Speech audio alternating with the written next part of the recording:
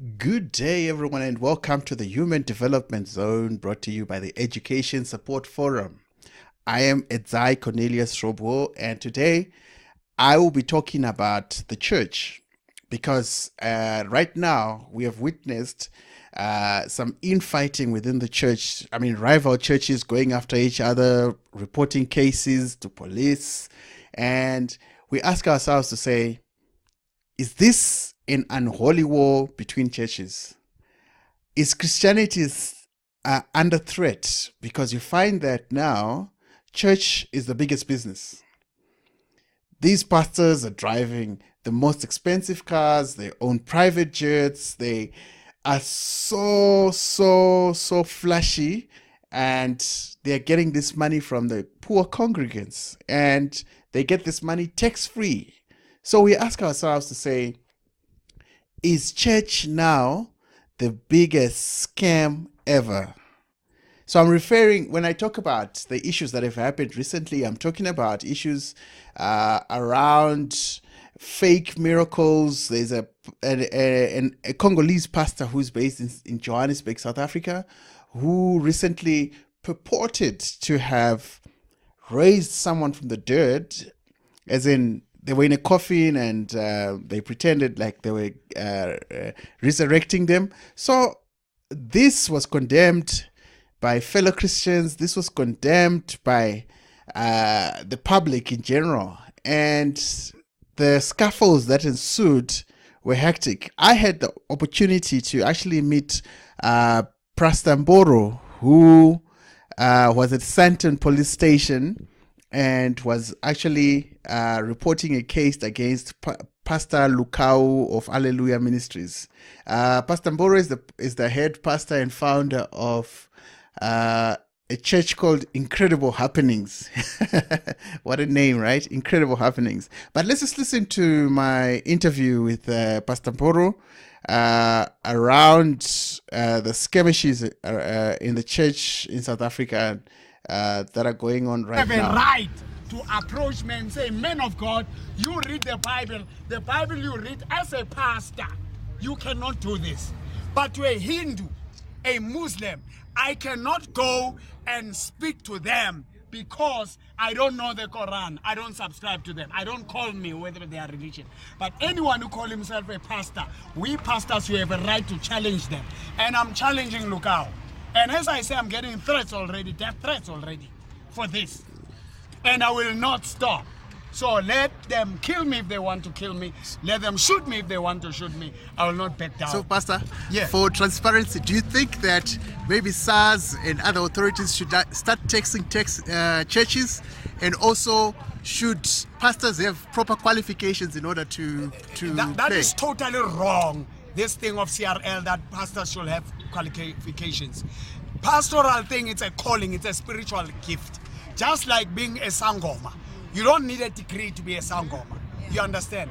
Let us allow the constitution. There is a constitution of this country. There's human rights commission in this country. There are laws in this country. If you break the law, let's not spiritualize it and say what. Crime is crime, whether it's done by Prophet Mboro or Prophet Bushiri or Prophet Lukau.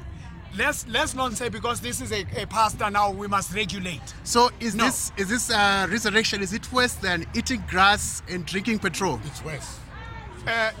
This is the worst thing that you can. And I want to challenge this. You only challenge Christians who are doing wrong. Sangomas are taking people's parts. You are not saying anything about this. They turn a straight man into gays. Next week I'm calling that. You are not saying they're killing albinos. You are not saying anything. It's not only Christians. All religions and cultural groups that are doing crime must face prosecution. Yes. So is grass and petrol worse than resurrection, or they're equal? You know what? People who feed people grass, they are the same like Sangomas who feed people grass and trees. To me, they are the same. Same WhatsApp group. The only thing that is wrong is petrol. Petrol is more poisonous. You understand? And we are not even sure that it was the real petrol. It could be a lie. because you can't drink petrol and be okay. So those people fake that petrol. They faked it. Okay, my last question.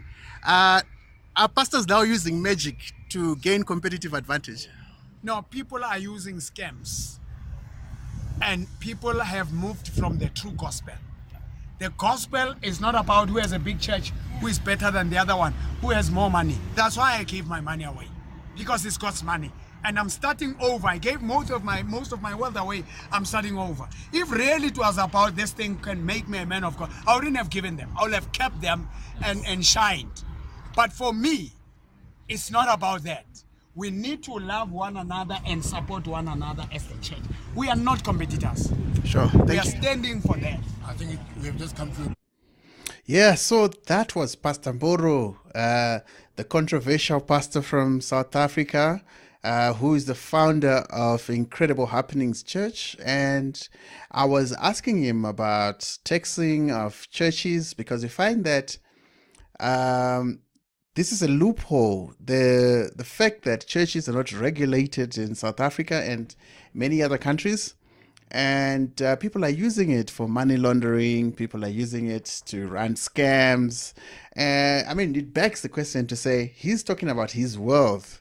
I mean, the money that congregants give to the church through tithes and offerings and all the other offerings that they take. Is it the pastor's wealth?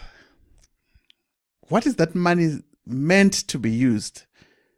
And if it's the pastor's wealth, why is it not taxed? So there's a lot of regulation issues that need to be solved with regards to this church business. I believe that we have to all take a big thought to say, how do we solve this? Because it's not easy. It's a complex problem. It's not easy. The fact that you and I can actually start a church today, we don't need any qualifications. You and I can start our own religion, and no one will stop us. We can just choose to say, okay, that tree, that's our God. Let's run with it. You know what I mean? So there's so much room for abuse. There's so much room for fraud and scams and all that. So yeah, I'll leave the question to you. I don't have the answers, but I just wanted to highlight this interview that I had with Pastor Mboro, and he believes that churches shouldn't be taxed, and he believes that pastors shouldn't have any qualifications because it's a calling, and he also believes that if anybody calls themselves a Christian, he has the right to question what they're doing as opposed to other religions, because he does not subscribe to those ones in particular. So yeah, food for thought for everybody. And I would appreciate any comments down there. And yeah, let's talk about this, because religion determines a lot of things in terms of our destiny as human beings. So we need to be able to understand this and make sure that everything is above board. So thank you very much for listening. And this is the Human Development Zone, brought to you by the Education Support Forum.